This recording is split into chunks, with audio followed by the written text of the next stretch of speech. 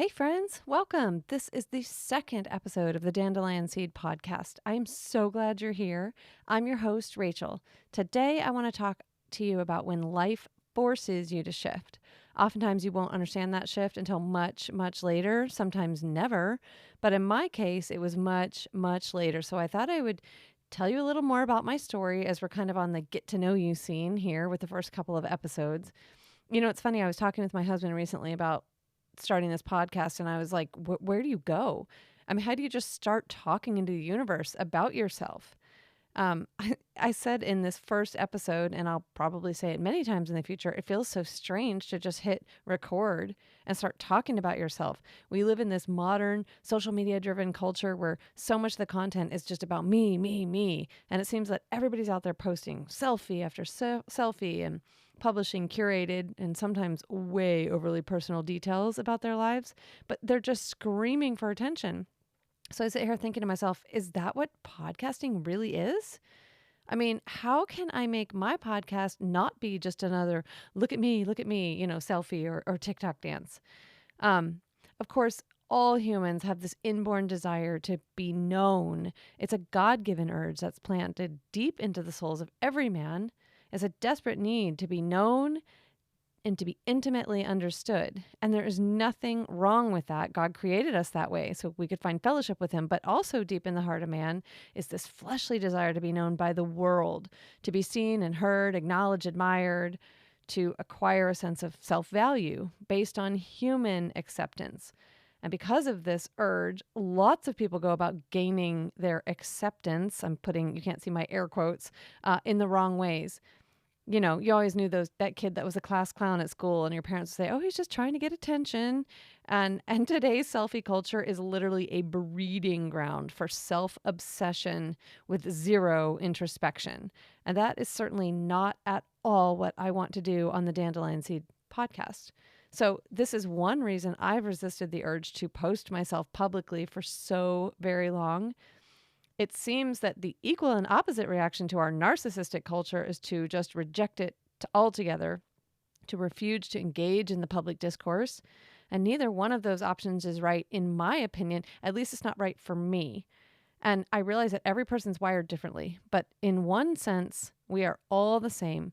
We love to share who we are. We love to share what we know with those around us. Some of us, that's family, coworkers, clientele. Many people prefer to engage face-to-face. They love ministry opportunities or group events, speaking engagements, stuff like that. And then there's me. I much prefer the quiet of my own personal space so I can read and think and write. And in the case of the Dandelion Seed podcast, I can think pretty much out loud to you. Like most humans, I do want to share my thoughts and my experiences and stories in the sense that they help me to understand myself better and also to relate to others more intentionally. So while the so what, what's the big deal of my stories, it may be some universal truth, something you may have heard people say before, but my experience is highly personalized. It's unique to me, and the way that I internalize things, the way that I process them, the things that I learn from these experiences is also uniquely personal. However, it is also framed by a biblical worldview. And so thinking through my own experiences within a biblical context in an introspective framework helps me to arrive at what is true, or at least the closest possibility to the truth. And so I pray that this process will help you as well. So anyways, getting back to the conversation I had with my husband, how do you start a personal podcast? I mean, literally, how do you just start talking about yourself without feeling like you are self-obsessed? And so I started kind of picturing a vignette in my head, and I realized that I really do consider my listening audience like new friends.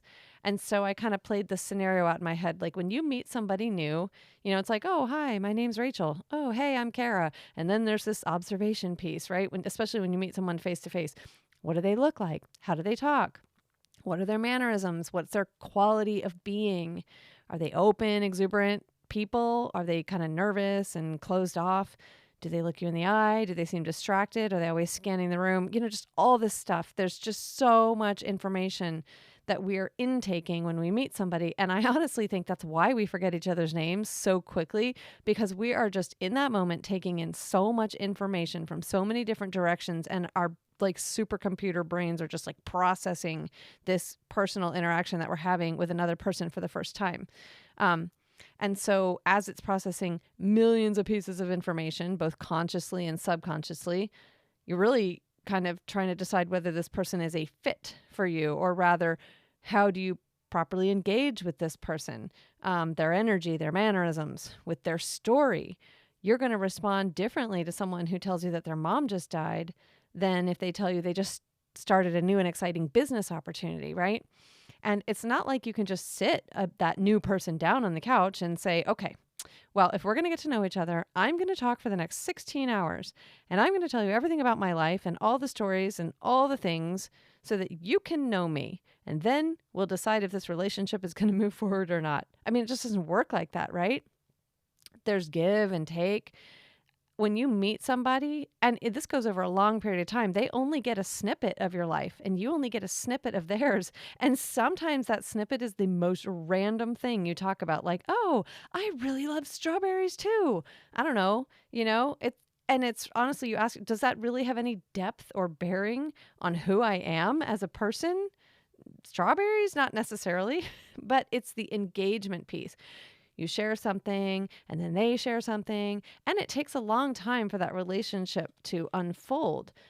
So I'm just sitting there thinking, gosh, if you guys, the listening audience, are my new friends, and I'm trying to tell you a little bit about myself, it's not a two-way dialogue. We can't do that because of the format. So like, how do I even go about doing this? Where do I begin? Do I start at the beginning and chronologically move forward? Or do I start with, I love strawberries? I really don't know. So I thought a lot about this, and it seemed to me the most fitting place to begin is by outlining the last couple of years, really going back about a decade in our life, because this shift that happened in our lives is the important piece that I want to anchor on. And, by shift, I mean when life takes a twist, a turn in a direction that you did not see coming. And it can often be many, many years before you understand what in the world happened there. And that's at least been my experience. So let's just dive in a little bit. The next couple episodes, I just want to unfold a little bit about our story because I'll be referencing back to it often. And so it'll be nice to point back and say, oh, check out episode 2 or 3 where I have expounded on some crazy aspect of our lives, so you don't feel lost in the sauce in the future. But in the opening episode 1, I told you that I am married to a military man. And I say that because once a Marine, always a Marine, although he did retire in the year 2016 after 21 years of military service. Well, his retirement was not one that we were excited about. We weren't even anticipating. I mean, we were grateful to make it to retirement, but we weren't trying to get out at 21 years. We loved military life, loved the community, the churches, the friends, everybody. I mean, they were truly family. We loved the travel, and we really, really did get to travel. I mean, we lived in Virginia, Florida, North Carolina, Texas, twice in California, twice in Japan. In fact, we traveled so much that we actually lived in an RV for 4.5 years of our military life because we just figured, hey, we're kind of transplants anyways, so why bother packing and unpacking all the time? We'll just take our house on wheels. And so that's exactly what we did. And it was wonderful. And for those of you who don't understand what the draw is, military life is truly, truly an identity. It is who you are.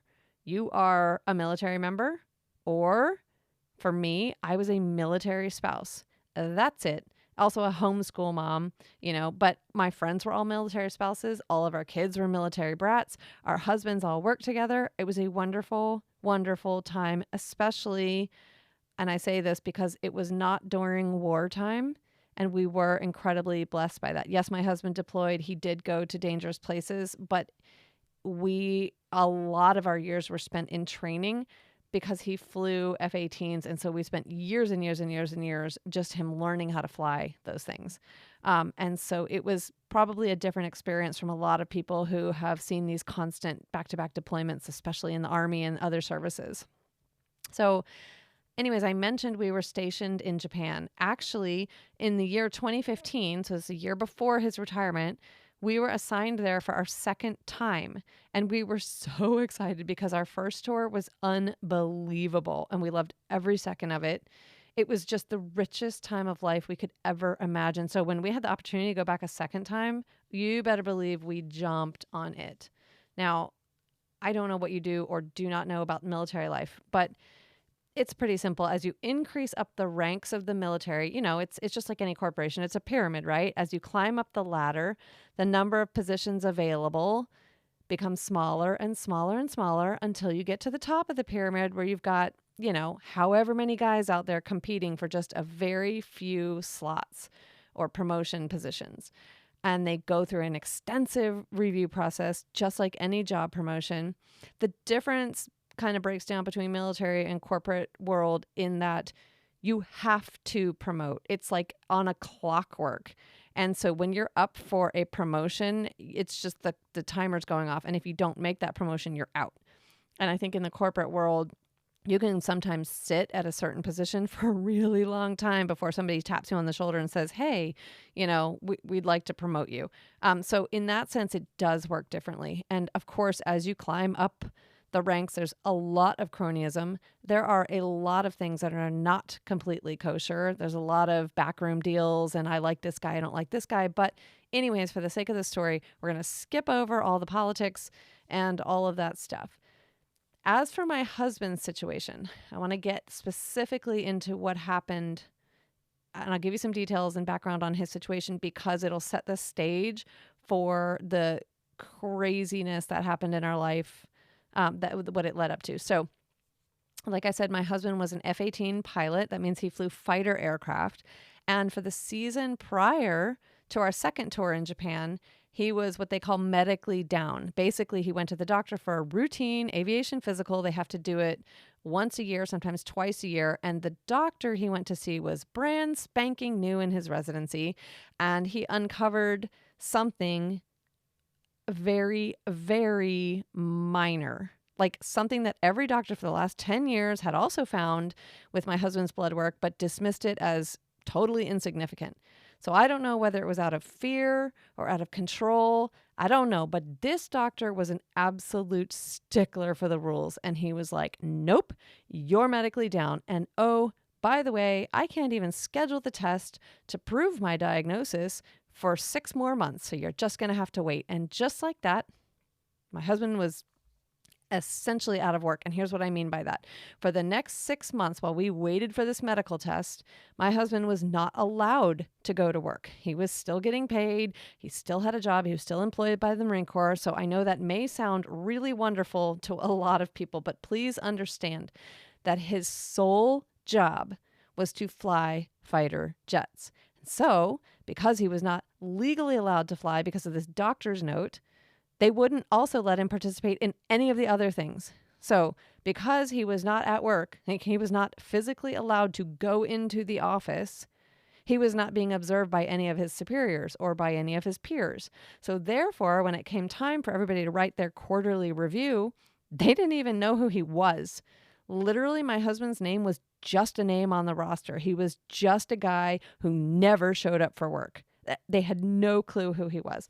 Needless to say, in comparison to all of his peers who showed up every day and were doing all this excellent work, my husband received really, really bad reviews. In fact, it was the first time in his entire Marine Corps that he was not ranked at the top of his class and that he wasn't receiving all of the highest awards and honors. This time he was at the bottom and there was absolutely nothing he could do about it. It was a very, very difficult time in life because we realized this doctor, we knew it, we were sitting in it, that this doctor was single-handedly destroying his 20-year career.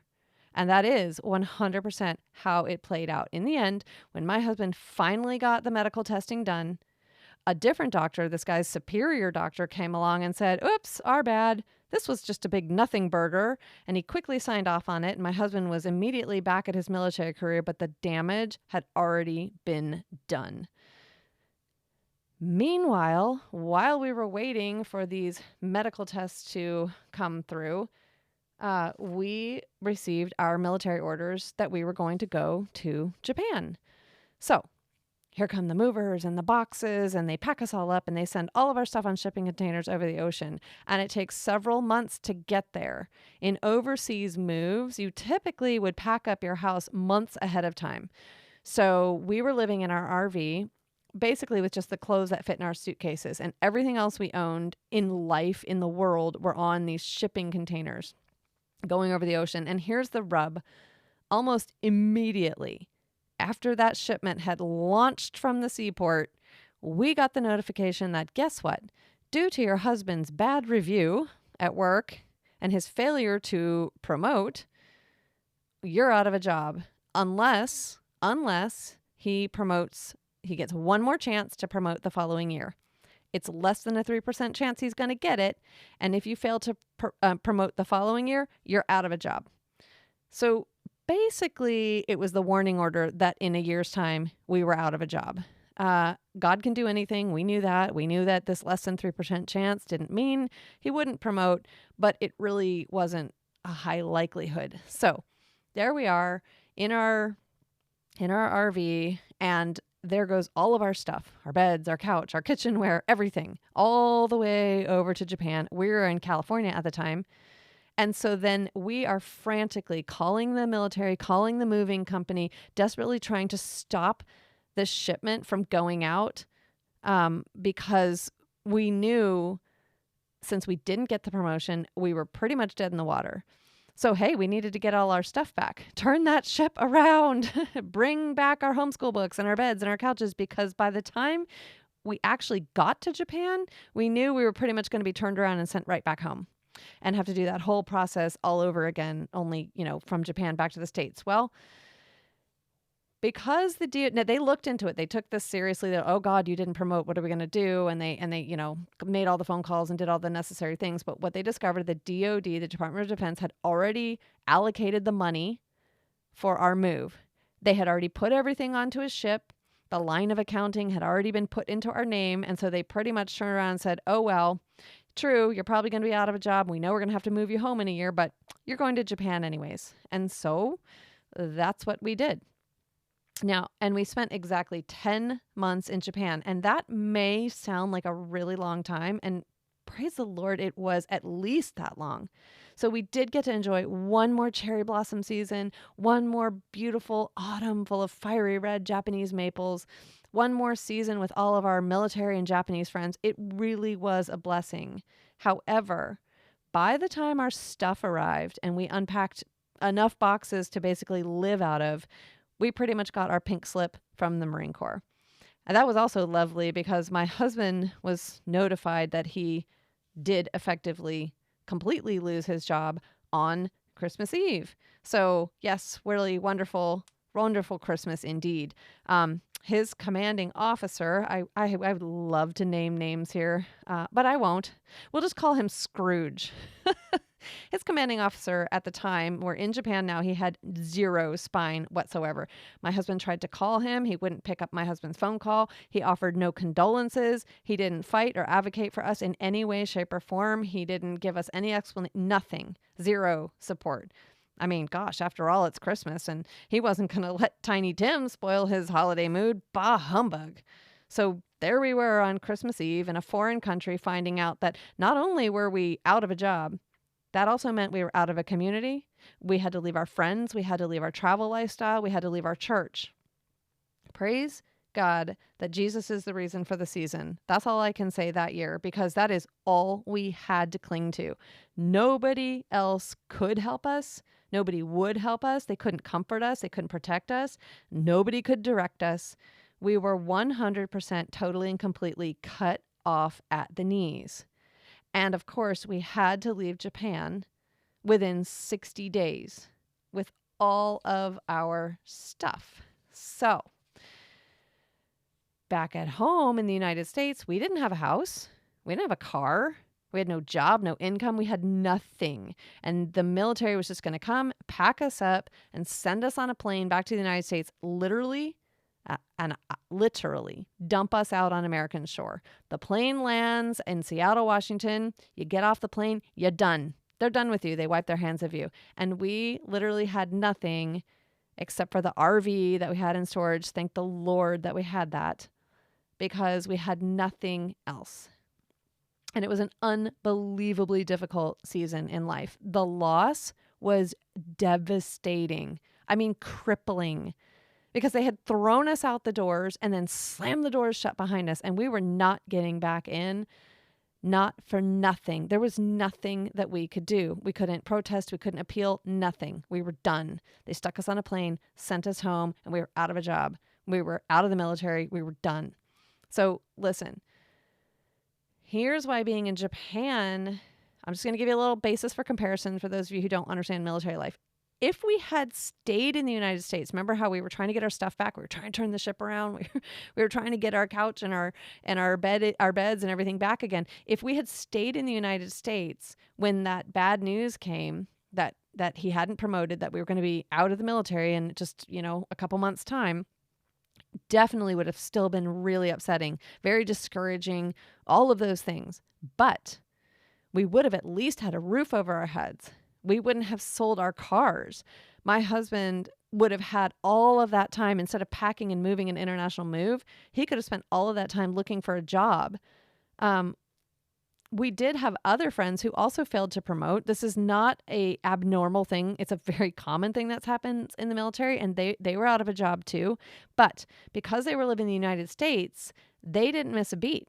I mean, the emotional stress aside, by the time of their official retirement date, he'd already started a new job, was receiving double the paycheck. They were able to stay in their house, drive their cars that they still owned. They were able to keep the kids on their soccer teams and in their preferred schools. Some other friends of ours were able to sell their house and make a nice profit, which they then used to move back home near family and start their new life outside of the military. We had none of those things. So for our family, it was pretty much the worst case scenario. We were just cut off and totally on our own. And we had no place to live, no job, no money, no idea how to even integrate into civilian life. Like, military doesn't even speak the same language as civilian people. I mean, we don't know business terms. I mean, none of it. How do you interview when you're not even sure what the interviewer is asking because you speak military? And oh, by the way, they dumped us off in the West Coast. We ended up in California, which is not exactly the place where you want to be, destitute, living in a camper van with no income. So that's the long version of the shift that happened in our life. And there is a lot more that happened afterwards, but I want to get to the so what of this story before our time runs out. And I apologize, this might go a little bit long, but there's something I really want to hone in on here. As I said in the beginning, when life forces us to shift in a direction that's unexpected or uncomfortable or just downright devastating, often we will not understand that shift until many years later, if ever. The situation that I just described to you happened to us in 2015. Here I sit in the very, very beginning of 2025. Okay, that's 10 years later. And it was only this week, just yesterday, when I was sitting in church, that all of the so what and all of the understanding, the reason why that all of this shift happened became clear to me. 10 years I've been wondering what that was all about. So I want to quickly tell you kind of that story. So I'm sitting in church, and our pastor is teaching through the book of John, and he's covering the passage in John 6. This is the passage where Jesus doubles down on the metaphor that he was the bread of life who'd come down from heaven. And this was just after he had miraculously fed 5,000 people in the wilderness. And when they begged for more food, he offered them a spiritual lesson instead. And then he pointed to himself as the bread of life, to which all the Pharisees murmured, ridiculous that not only is Jesus claiming to come down from God, but he wanted us to eat his flesh too. And this is the part that I absolutely love, because Jesus heard their grumbling, but instead of explaining the metaphor that he just kind of bombshelled everyone with, he doubles down on it. He who eats my flesh and drinks my blood will have eternal life. You can just imagine that they lost their minds. In fact, it was such a difficult teaching that most of the crowd following Jesus all turned around and went home. Even a lot of his disciples, it says. So many of them, in fact, that Jesus turned to the remaining 12, the 12 apostles that we know of, and he asked them, are you going to desert me also? Are you going to leave as well? Now, here's where this ties into my story, so bear with me just a moment longer. In John chapter 6, verse 38, Peter responds to Jesus, right? Jesus is like, are you guys going to leave me too? And Peter responds and he says, where else should we go? To whom else would we turn? You have the words of eternal life. And so Peter prophetically speaks that Jesus is the Son of God. Now, listen, Peter, this is what the pastor pointed out. Peter may not have understood the metaphor about flesh and blood. In fact, he was probably very, very confused by it. It was a hard lesson. It says in this passage that the disciples did not understand why he doubled down on this teaching. But deep in his very soul, Peter knew. He just knew. He knew that he was in the very presence of truth and righteousness, the very likeness of God. And even if he didn't understand what Jesus was saying in that exact moment, he did understand that there was nothing else to which his eternal soul must cling. So this is what struck me like an arrow into the heart. There's nothing else to which our soul can cling. And here is why it struck me to the heart. I need to back up and give you a little bit more of my story, because I had said these I mean the exact same words. This, where else should we go? To who else should we turn? Only I was sitting in the fetal position in a bathtub with water pouring down on me. I was so angry with God for having done this to us, this injustice, this hardship, this trial he was putting us through, right? Ripping away our military life, ripping us out of Japan, ripping us away from our friends and our military family and our church and all the wonderful goodness, and ripping us out of a job and making us poor. And I have more details to that story I'll share with you in a different podcast. But I was literally sitting in that bathtub telling God I was walking away. I didn't want any part of him. If he was going to treat his children this way, I wanted nothing, and I mean nothing, to do with him.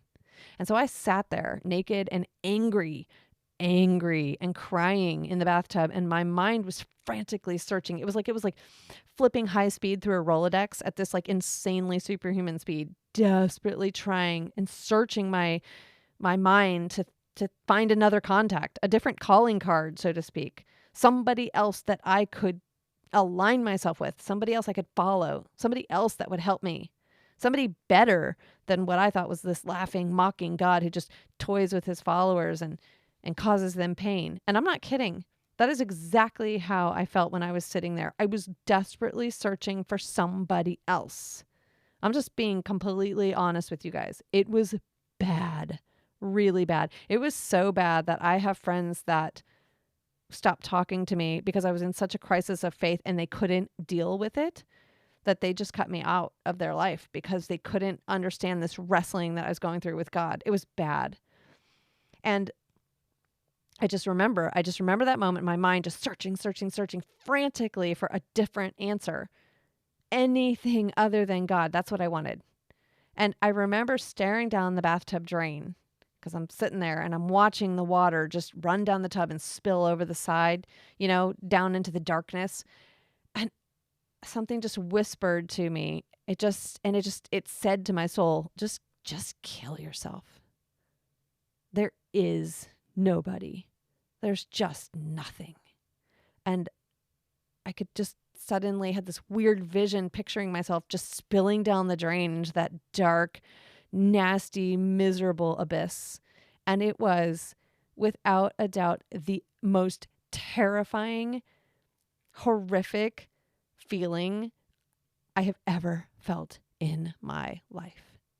It was like God was allowing me just a glimpse of what the soul feels without God. Like at the end of days when there's nowhere to go and you have not chosen him, that's what it feels like. And it was the most horrific, isolating, panic-inducing, terrifying sensation I could ever describe.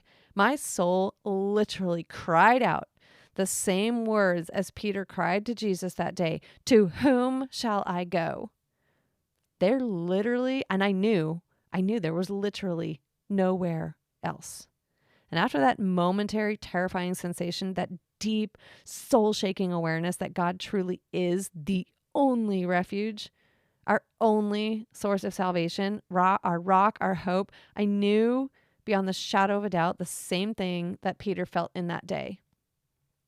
I did not understand the things that God was teaching me. I did not understand the struggles. Just like Peter didn't understand the hard teachings of Jesus. I didn't understand the poverty. I didn't understand the injustice. I did not understand why these things are happening in our lives. And believe me, there is even more layers to this story. I just don't have time for it here. I'll get into it in the future because it goes even deeper than just the job and the military. But I could not see the lesson in any of it. I was so focused on the problem. I was walking by sight, not by faith. I was like the crowd of Pharisees who wanted Jesus to create more bread for them, and I smugly had decided to walk away when he didn't. I was not interested in understanding what Jesus was teaching me. I was only interested in what he could do for me. And since he wasn't doing it, well, at least not the way I wanted him to, I was ready to desert him. I was walking right out. But in his grace and mercy, he allowed me to understand that there is no one else to whom we can run. There's Christ, and he has the words of eternal life. And then there's darkness, and there is nothing else. And this is what Peter spiritually understood, even though in his mind, he could not cognitively understand it. He knew it in his spirit. So as the Dandelion Seed podcast unfolds, I do want to be sharing more of my story. Like I said, there's layers and layers more to this just catastrophic event that kind of kept on going for a while. But what I want to leave with you is the duration of time. Like I said, it is the very, very first week of the year 2025 as I record this podcast. Exactly 10 years ago, 10 years, we were in Japan agonizing over the life-altering news that we'd received.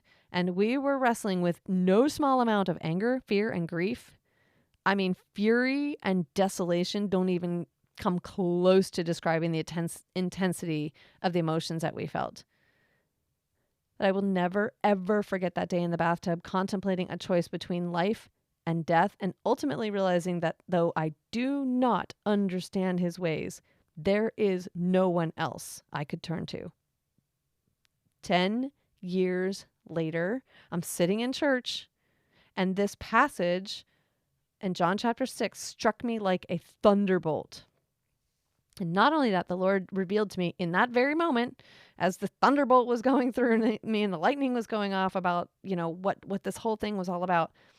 He also revealed to me the reason I've had such huge struggles to get this podcast off the ground, also a story for another day, is because the message was fundamentally flawed. Yes, I am supposed to share my story, but the story is never supposed to be about me. That's why I had such a hard time just getting on here and talking about me. But the story, the podcast, is about grasping those seeds of hope, what I call the dandelion seeds, because sometimes that is all we have to cling on to. A tiny little seed. And even at that, it's blowing around in the wind. We don't know where it's going. But if we can hold on tightly and we can hold on for long enough, everything will be revealed in due time. Life forced us to shift in a major way. And then it took me 10 years 10 years before I could clearly understand not only what the Lord brought me through, but why he brought me through it. His timing is perfect. He knew I was trying to record this podcast multiple times without any success. And that's a story for another day. But John chapter 6 was the missing piece. And so I needed that piece in order to bring the so what to you guys. So why did this happen? What is this podcast about? And what I want to leave with you today is that when life forces you to shift, and it can be devastating, you may not understand it right away or for a really long time like me, but hold on, because there truly is no other place for you to turn for your hope. All right, friends. Well, that's all I've got for you today. Thank you so much for joining me in this episode of the Dandelion Seed podcast. I will chat with you later.